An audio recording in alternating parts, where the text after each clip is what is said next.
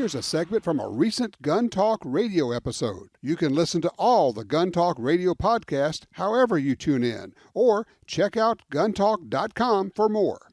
But our big story is 2 years in the works. And I have alluded to this. Actually, it's like we were ready, then we weren't ready, and we're ready, when we weren't ready. Well, it's out as of like 2 minutes ago, 90 seconds ago. It is out. The GT25, the new Gun Talk gun. We've done two in the past. And, I mean, we're not a gun maker or anything, but we do these projects, and they're kind of fun to put out. Bringing in right now a good friend of ours, Jason Klausner from Lipsy's. Jason, I'm so excited about this, I can hardly even talk. This is such a great project. Hey, Tom, how you doing, man? I tell you, it's been tough not to want to show this pistol around. Well, first of all, let me explain. Lipsy's is a distributor, and you have a number of Lipsy's exclusives, and you're kind of the brains behind a lot of those, and you're really a gun guy. You know stuff, and so when I came to you and said, hey, I've been talking to Ruger about this project, you just started salivating. Yeah, when you first laid out your idea about what you wanted to do, I was like, oh, absolutely, we're in. I mean, this combination of gun and caliber and everything else is something that I've wanted to do too. So it's a great project. All right, so what we've got here is a Commander, and that's kind of one of the critical parts, a Commander size 1911 all steel. It's actually stainless steel, but black nitride. And it's a working gun. It's a fighting gun. It's a serious gun, but it's actually a custom gun because we work with the folks over at Ruger, and they said, let's do this out of our custom shop. Now, I'm going to let you explain what that means because, you know, who they are and what they do and the little bitty group that makes guns in the custom shop there. Sure. Well, Ruger's had their custom shop now for a few years, and kind of like you said, it's a segmented little part of the factory, and those guys are the real, just high-end custom gunsmiths, basically, that work for Ruger. And what they do is they'll take different models and then add stuff that's not their normal factory parts to them. They'll take really high-end parts, and then they go in and hand fit these guns, maybe do something a little different as far as some of the the sights and stuff like that are on the regular factory Ruger stuff. And kind of, as long as it's something like we did, you and I worked on the kind of the parts and pieces that we wanted. Mm-hmm. They went out and sourced them from the best brands that are available, and basically hand fit these guns. I mean, their production on these is only about 5 guns a day. So when you factor that in, these are not mass produced. These are custom guns. 5 guns a day, and they got people hand fitting. And I'm talking about literally hand fitting the slides to the frames. And you and I sat there and said, okay, if we were going to go to some high-end gun maker and you want to spec out exactly what parts you want, I want this hammer, I want, this trigger, I want this front sight, I want this back sight, because I don't want a set. I want to spec each one of them. And we went on and on and on, and we had our wish list and went to them, and they go, yeah, we could do that. Yeah. You and I said, I told Tom, Tom, look, let's ask for everything we could possibly want, because then we can work down from there. Sure. And then when we got done talking to the head project manager at Ruger, we got off with them. We're like, well, heck, that was easy. And they said yes to everything. It worked out perfectly. They gave us everything we want. Okay, so what this is, it's we have buried the lead here, Jason. It's a fabulous 1911 Commander style, all steel. It's got slimline G10 grips, which makes it feel terrific. And oh yeah, by the way, it's in 10 millimeter. That's it. It's the hot cartridge of the day. It is, and people say, well, that's just going to kick a lot. Actually, not so much, right? Oh no. This gun, I've shot this sample I have. I've got about 250 rounds through it. And it is one of the smoothest shooting 1911s I've ever shot. And they did a couple things to really help with that. First thing they did was they undercut the frame where the trigger guard comes in, so you can really get a good high hold on the grip. Mm-hmm. It obviously has an extended beaver tail that really sits up, so your hand sits really high on the gun. And then they did 25 line prints checkering on the front strap and the mainspring housing. And then those G10s are have a nice checkering pattern. So while they're not so aggressive that they really abrade your hand when you're shooting, right, everything just locks in. And I mean, this gun it's just super flat shooting. I find that it has less muzzle rise and it's flatter than a 5-inch 10 millimeter. It's just, I don't know. It's the perfect combination for me. That is interesting you said that, because everybody who has shot it, it's like they shoot it once and they stop, and they shoot it 3 or 4 more times, and they turn around to you and go, well, that's really comfortable. Everybody thought it was going to kick like crazy. It's like, that's actually a really comfortable gun to shoot. Absolutely. It really puts the most power in a semi-automatic pistol that's easy to carry, easy to conceal. Where, like you said, a crossover woods gun, bear protection. If you're in the city, this gun, it really could be a high candidate for the one pistol to do it all.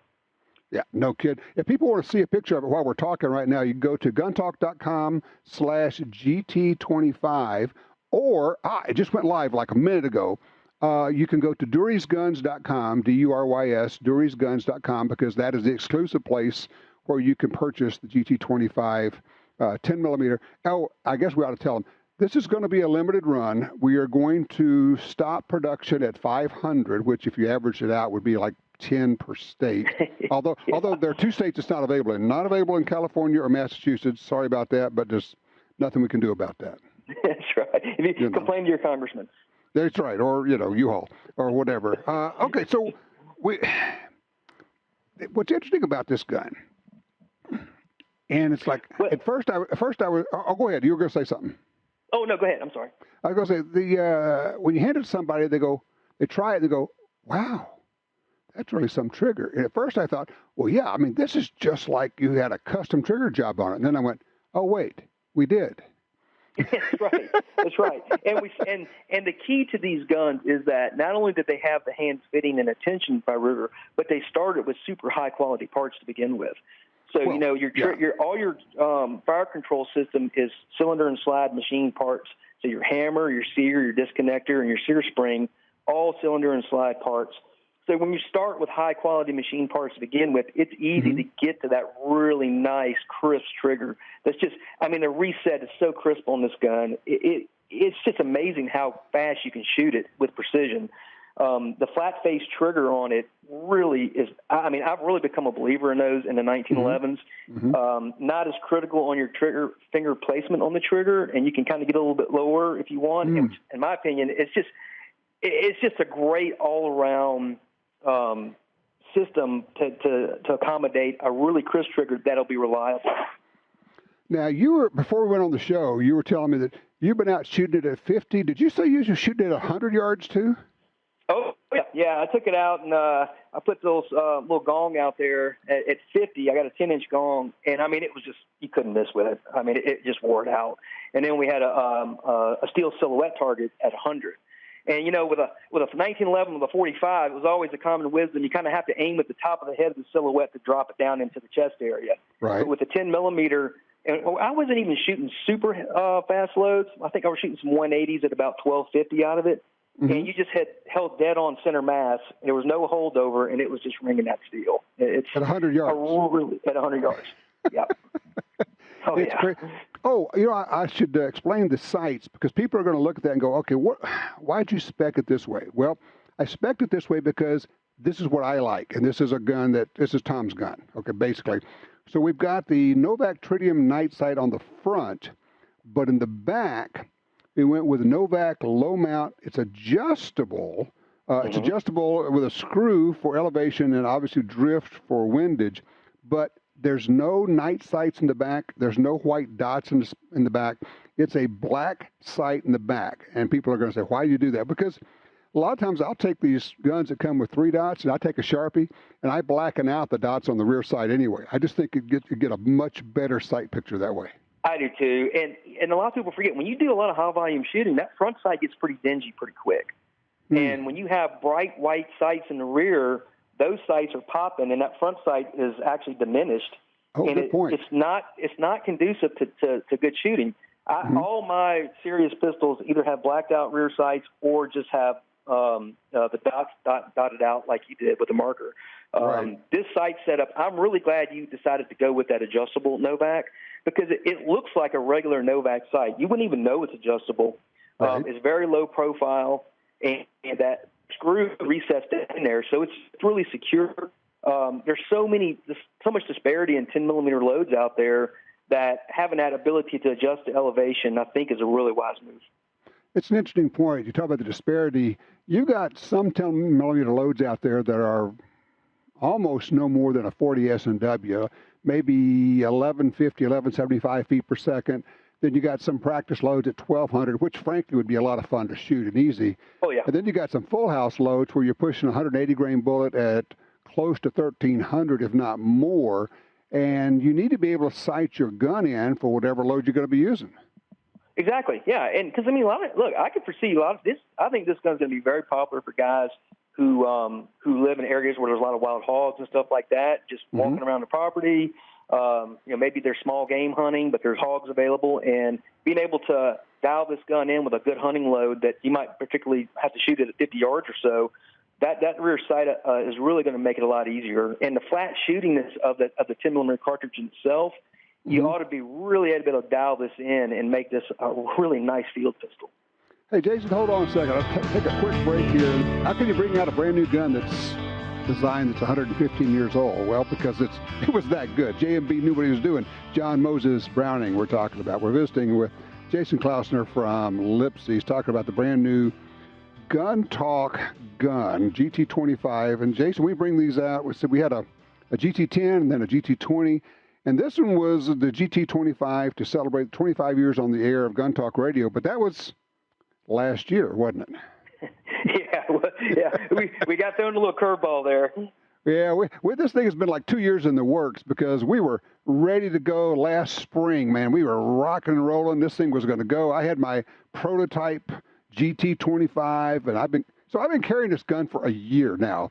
And then along about, I don't know, April, we started getting indications it could be an issue. And then by, May, it's like, yeah, with COVID, we can't do this. And we had, everybody in the world wanted to buy every gun that was possibly made. And so this thing has been on hold for close to, I'd say 14, 15 months now.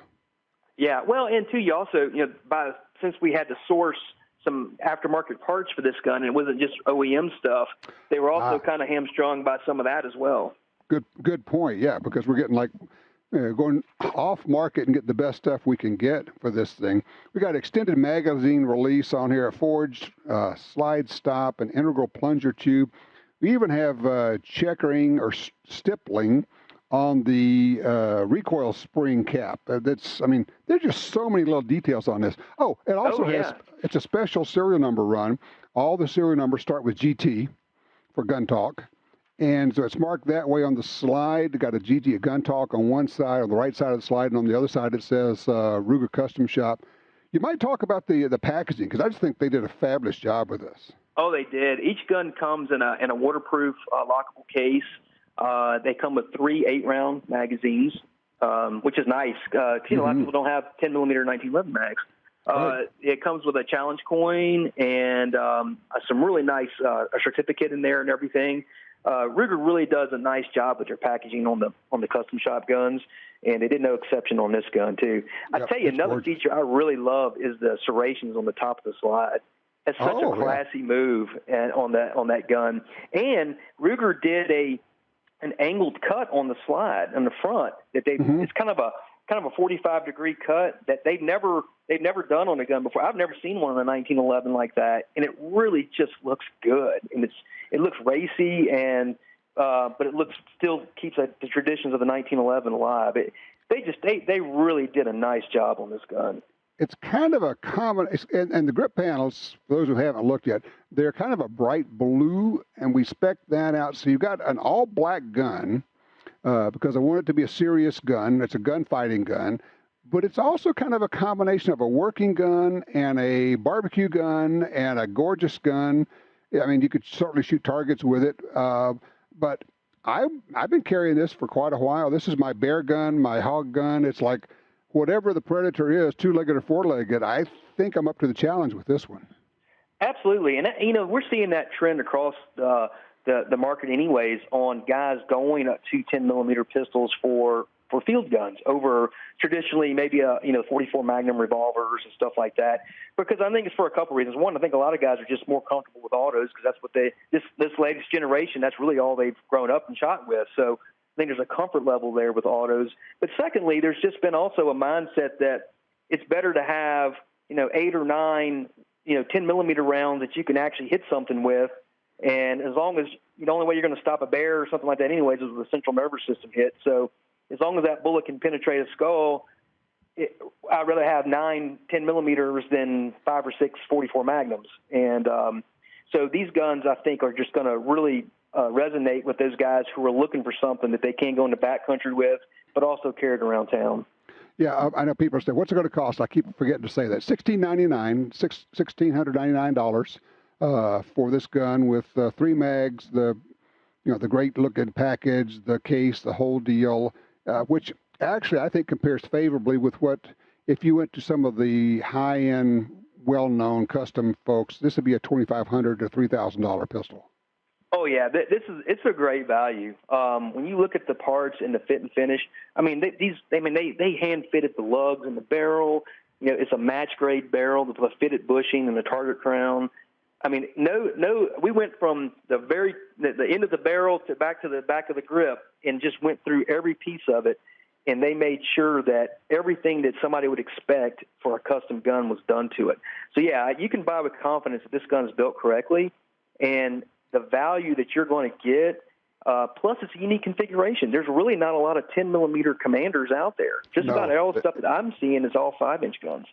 Yeah, exactly. And oh yeah, by the way, we have arranged a special run of ammo from Black Hills Ammo. Who've never made 10. We got some ammo in from them. Anybody who buys one of these is going to be eligible to buy 3 boxes of really nice ammo from Black Hills. We'll have that. And we'll actually have Jeff Hoffman on from Black Hills Ammo a little bit later talking about that. But I shot it. It's spectacularly accurate, and it's also using the really good Hornady XTP bullets in there. So it's good stuff. Jason, I just want to thank you for all your help on this thing, man. Thank you so much for this project. This is terrific.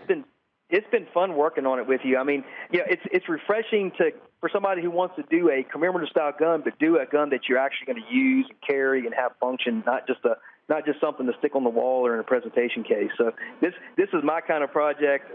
Lipsy's was very happy to work with you guys. You guys have always been great, and I'm excited about it.